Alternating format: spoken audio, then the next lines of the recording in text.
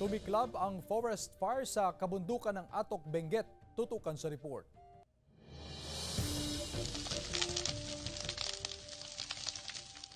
Sumiklab ang sunog sa kabundukan na bahagi ng Camp 30, Topdak at Kaliking, Atok, Benguet.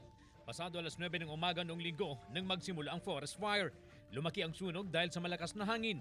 Magkatuwang ang BFP, PNP at DENR sa pag-apula sa sunog. Inaalam pa ang sanhi ng sunog. Wala namang nasaktan sa insidente. Sa sanib bersang operasyon ng DENR at Limay PNP, na-recover sa kabundukang sakop ng Barangay Duale, Limay, Bataan, ang mga pinutol na punong kahoy na tinatayang nasa 100 taon na ang tanda. Sa tansya ng otoridad, nasa 41,000 board feet ang mga tabla at nagkakahalaga ng 2.5 million pesos. Abandonado ang mga kahoy kaya walang naaresto. Kukumpiskahin ng DENR ang mga tabla habang bahagi raw ito ng kampanya laban sa illegal logging sa lugar. CJ Torida, One North Central Luzon.